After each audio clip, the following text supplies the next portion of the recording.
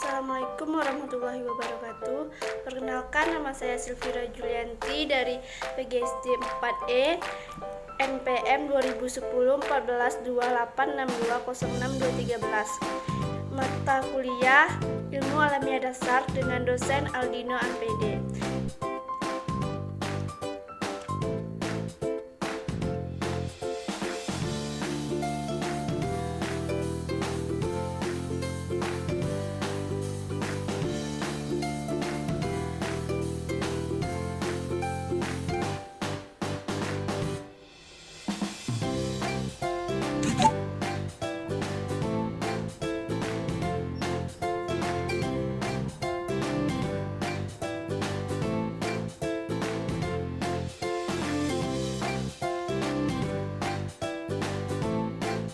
Baiklah, di sini saya akan membacakan hasil lesson saya.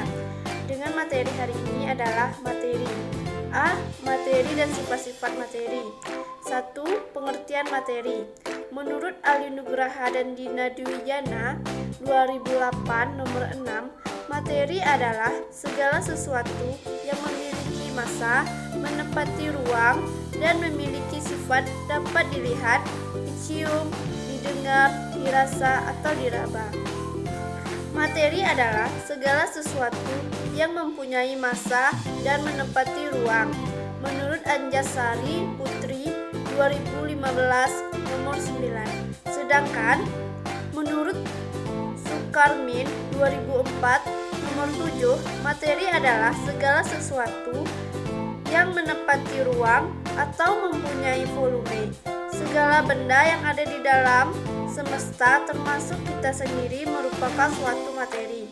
Jadi dapat disimpulkan bahwa materi adalah segala sesuatu yang menempati ruang dan memiliki massanya. 2. Sifat-sifat materi. 1. Sifat fisikis. Sifat fisikis adalah sifat materi yang berhubungan dengan gejala-gejala fisika. Menurut Ali Nugraha dan Dina Dwijana 2008 nomor 643, suatu materi dapat dilihat dan diukur secara langsung.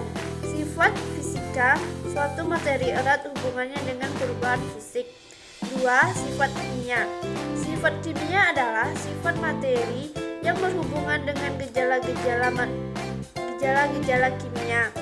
Menurut Ali Nugraha dan Dina Dwijana 2008 nomor 6, untuk mengukur dan mengamati sifat kimia hanya dapat dilakukan melalui reaksi. Contoh, sifat kimia mencakup kereaktifan, misalnya mudah atau sulit bereaksi, dapat terbakar, melapuk, atau membusuk. Rumus kimia, susunan ikatan, bentuk molekul, dan lain-lainnya. B. Perubahan materi. Perubahan fisika adalah perubahan pada zat yang tidak menghasilkan zat jenis baru. Perubahan kimia adalah perubahan materi yang menghasilkan zat jenis baru. Selanjutnya, tujuan mempelajari materi dan perubahan untuk anak usia dini. Sains melatih anak menggunakan 5 linier untuk mengenal berbagai gejala benda dan peristiwa. Anak dilatih untuk melihat, meraba, membau, merasakan, dan mendengar.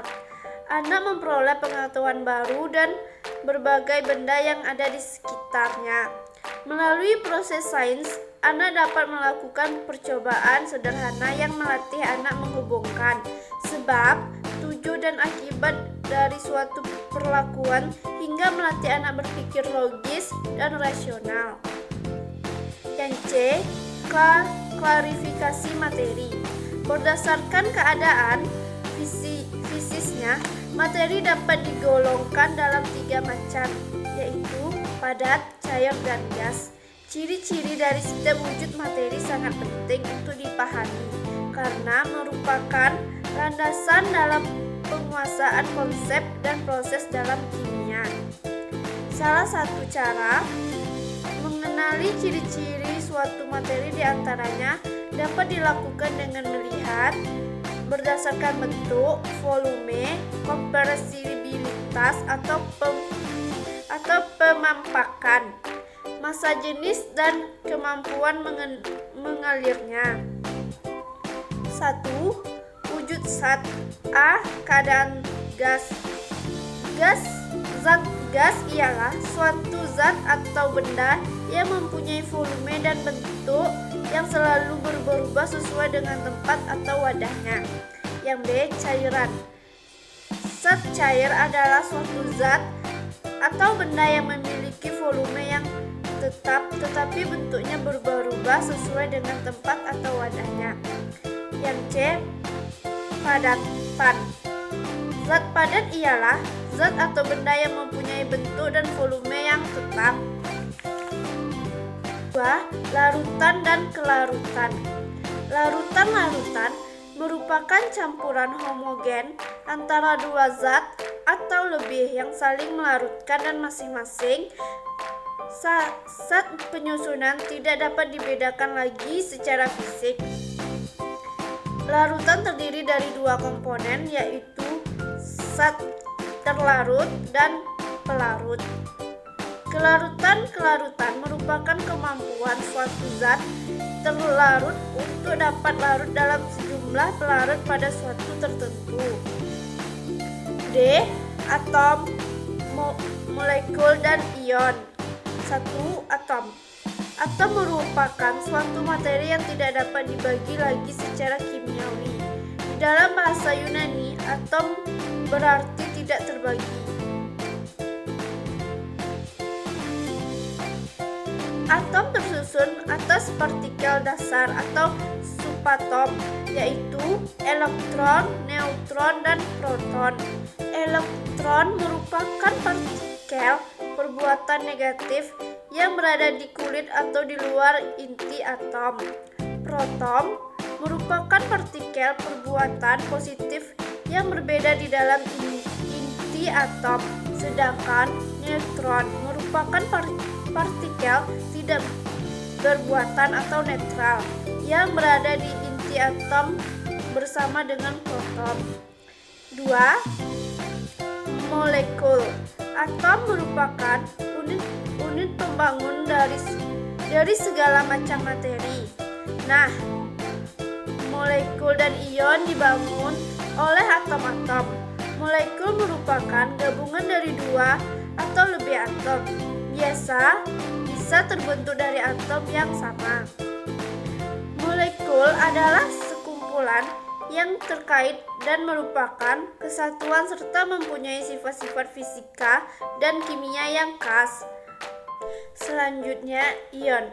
Tubuh kita memerlukan asupan ion untuk menggantikan cairan ion yang hilang setelah beraktivitas. Ion adalah atom yang bermuatan listrik. Ion akan terbentuk ketika sebuah atom melepaskan atau menerima elektron. Jika atom menerima elektron, maka akan berubah menjadi atom bermuatan negatif atau anion. Cukup sekian materi hari ini. Saya akhiri dengan wassalamualaikum warahmatullahi wabarakatuh.